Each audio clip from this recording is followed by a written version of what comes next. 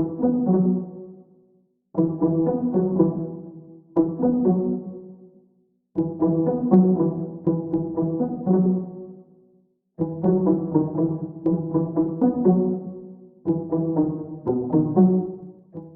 hay Jhonny izay ho tenenina manoloana an'ity resaka fanapozinana ara-tsakafo izay hita miparitaka iratamajoretsirasera Facebook tato ato ity satria amin'izao fotoana izao dia tafiakatra 120 nisan'ny namoiny ainy any Ambositrany ary tafiakatra 20 kosa nisan'ny namoiny ainy ao Antananarivo renivohitra ao noho izay resaka fanapozinana ara-tsakafo izay hatrany.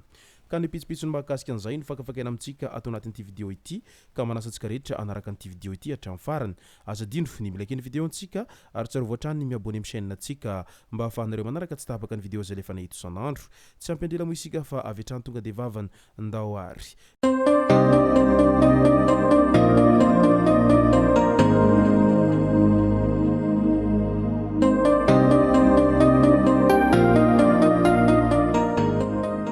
Ny tonga tsy miaraba hono ny namantesitra ka dia faly miaraba isika rehetra mpanaraka tsy tapaka an'ity chaîne ity ny tenako amin'ity androandroany ity araka n'izay efa natsipiko zay dia ny mahakasika ny toy ny le raha fanapozinana ara-tsakafo hatrany no tena iomparantsika ato anatin'ity vidéo ity fa milohan'izay dia andao aloha resantsika ireto tsara ho fantatra manaraka ireto.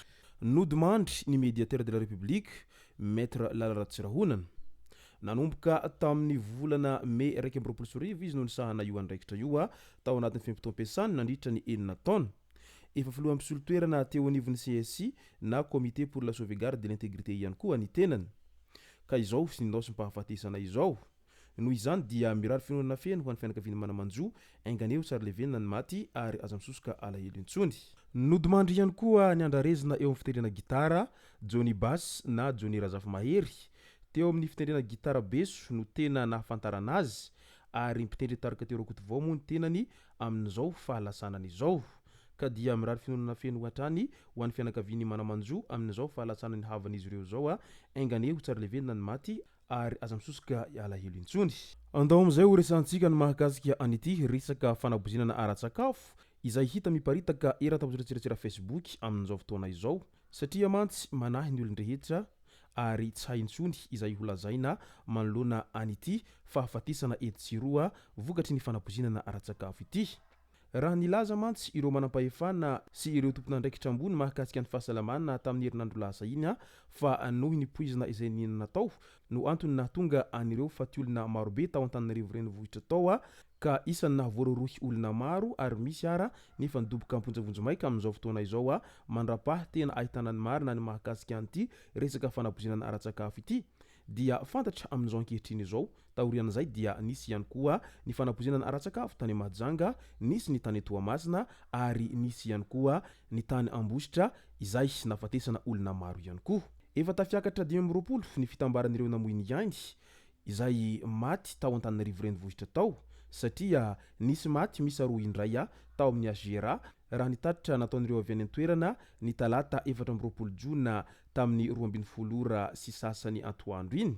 Tao amin'ny hôpitaly ity fotsiny efa misy 20 ny fitambaran'ireo namoiny ihany tamin'ity trangana Ambohimalaza izay resaka fanapozinana ara-tsakafo izay.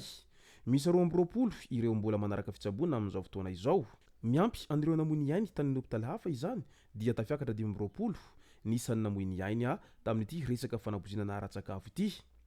Rehefa nisy ny ray mpianakaviana iray izay nitsaboana tany amin'ny hôpitaly tsy miankina ihany koa noho namoiny ihany vokatry izany hatrany. Tonga nampahery sy nitondra ambavaka ireo marary tratra ny fanapozinana ara-tsakafo ny aumônerie katolika tamin'ny iny andro ny atalata iny hatrany. Fa ny any Ambositra indray eo amin'ny resaka fanapozinana ara-tsakafo izay hatrany dia tafiakatra 120 nisan'ny ray namoiny ihany amin'ity resaka fanapozinana ity hatrany. Raha toa ka 8 no voalaza namoiny ihany teo aloha dia ny ampy 3 kosa izany tamin'ny iny andro ny omaly iny.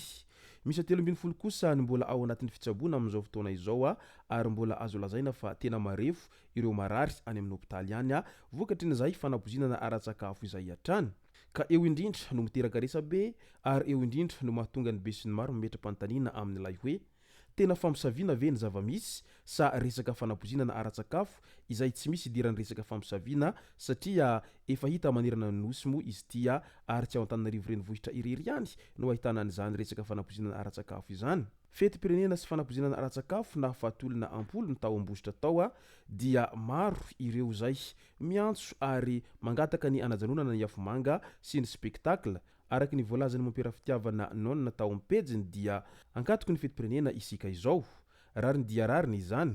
Zava-dehibe ny fitiavan-tanindrazana tsy atao amin'ny fiatsaram-belatsihy fa vokatry ny fo sy ny fitiavana amin'ny fifanampiana amin'ny mpiarabelona sy ny vahoaka ho iatrany ny mampera fitiavana nona.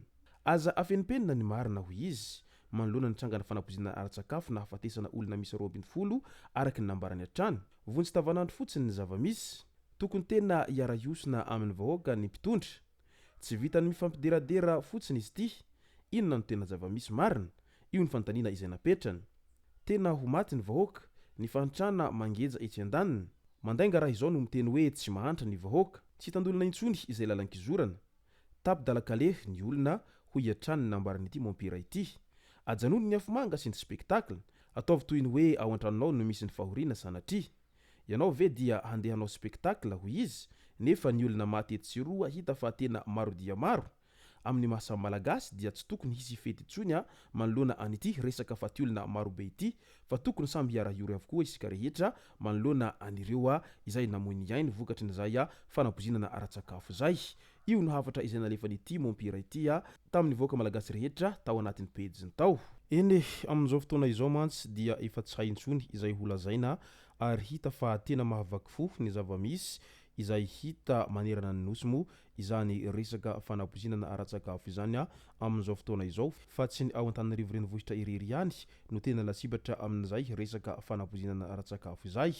Maro ireo vahoaka izay samy maneho ny heviny ary maro ihany koa ireo olona izay mampitandrina amin'ny fihinanana zavatra isan-karazany, na ny vidina eny amin'ny sisiny izany na ny vidina eny amin'ny grande surface, dia samy mampitandrina avokoa ny rehetra amin'izao fotoana izao amin'izay resaka fividianana zavatra izay tsy azo antoka izay fa efa maro ireo karazan-tsakafo izay azo lazaina hoe efa lany daty nefa dia mbola misy saha mivarotra an'izy ireny ihany noho ny fitiavam-bola hanika lasa manapoizina ny hafa. Ka eo indrindra no tokony hanara-maso ankaiky an'izany ny fitondram-panjakana izay mijoro amin'izao fotoana izao mba hialana amin'izay resaka fanapoizina na etsiro izay. Izay moa no masaka azona roso tao anatin'ity video ity tomboky lasy tomboky vavy misaotratsika rehetra nanaraka an'ity video ity hatramin'ny farany. Azadino ny milaiky ny video antsika ary tsara voatrany ny miabone amin'ny chaîne antsika mba ahafahanareo manaraka tsy tapaka ny video zay rehefa nahita isan'andro.